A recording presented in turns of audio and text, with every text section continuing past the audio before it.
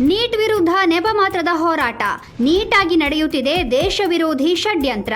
ಈ paper leak ಮಾಡಿದ್ದು ಒಬ್ಬ ಶಿಕ್ಷಕ, ಅದರ ಲಾಭ ಪಡೆದದ್ದು ಹಲವು ವಿದ್ಯಾರ್ಥಿಗಳು. ಪೇಪರ್ ಲೀಕ್ ಮಾಡಿದವರ, ಅದರ ಪ್ರಯೋಜನ ಪಡೆದವರ ವಿರುದ್ಧ ಜಿರಳೆ ಹೋರಾಟಗಾರರು ಒಂದೇ ಒಂದು ಶಬ್ದವನ್ನು ಮಾತನಾಡಿಲ್ಲ. ಬದಲಾಗಿ ಪ್ರತಿಭಟನೆಯಲ್ಲಿ ಅಲ್ಲಾನ ಬಗ್ಗೆ ಹೊಗಳಿಕೆ, ಶ್ರೀರಾಮನ ತೆಗಳಿಕೆ, ಭಯೋತ್ಪಾದಕ ಖಾಲಿದ್ ಬಿಡುಗಡೆಗೆ ಆಗ್ರಹ, ಸಂಸತ್ ಭವನವನ್ನು ಹೊಡೆದುರುಳಿಸುವ ಮಾತು, ಆರ್ಎಸ್ಎಸ್ ವಿರುದ್ಧ ಘೋಷಣೆ, ಪೊಲೀಸರ ಮೇಲೆ ಕಲ್ಲು ತೂರಾಟ, ಸಾರ್ವಜನಿಕ ಹಾಗೂ ಖಾಸಗಿ ಆಸ್ತಿಪಾಸ್ತಿಗಳಿಗೆ ಹಾನಿ, ಆರ್ಟಿಕಲ್ 370 ಮರುಸ್ಥಾಪಿಸಲು ಆಗ್ರಹ, ಭಾರತ ಮಾತೆಯ ಅಸಹ್ಯಕರ ಮಾತು, ಅಯೋಧ್ಯೆಯ ಬಗ್ಗೆ ತುಚ್ಛ ಮಾತು, ರಾಮಸೀತೆಯರ ನಿಂದನೆ, ನೇಪಾಳ ರೀತಿಯಲ್ಲಿ ದಂಗೆ ಎಬ್ಬಿಸುತ್ತೇವೆ ಎಂಬ ಘೋಷಣೆ, ಆಕ್ರೋಶದ ಮಾತುಗಳಿಗೂ ನೀಟ್ ಪರೀಕ್ಷೆಗೂ ಏನು ಸಂಬಂಧ ಎನ್ನುವುದೇ ಪ್ರಶ್ನಾರ್ಥಕವಾಗಿದೆ. ಇಷ್ಟೆಲ್ಲ ಅಧ್ವಾನಗಳು ನಡೆಯುತ್ತಾ ಇರುವಾಗಲೇ ನೀಟ್ ಪರೀಕ್ಷೆ ಯಶಸ್ವಿಯಾಗಿ ನಡೆದು ನೈಜ ವಿದ್ಯಾರ್ಥಿಗಳು ತಮ್ಮ ತಮ್ಮ ಭವಿಷ್ಯ ರೂಪಿಸಿಕೊಳ್ಳುತ್ತಿದ್ದರೆ, ಇತ್ತ ವಿದ್ಯಾರ್ಥಿಗಳ ಮುಖವಾಡ ಹೊತ್ತವರು ದೇಶಕ್ಕೆ ಬೆಂಕಿ ಹಚ್ಚುತ್ತಾ ಇದ್ದಾರೆ.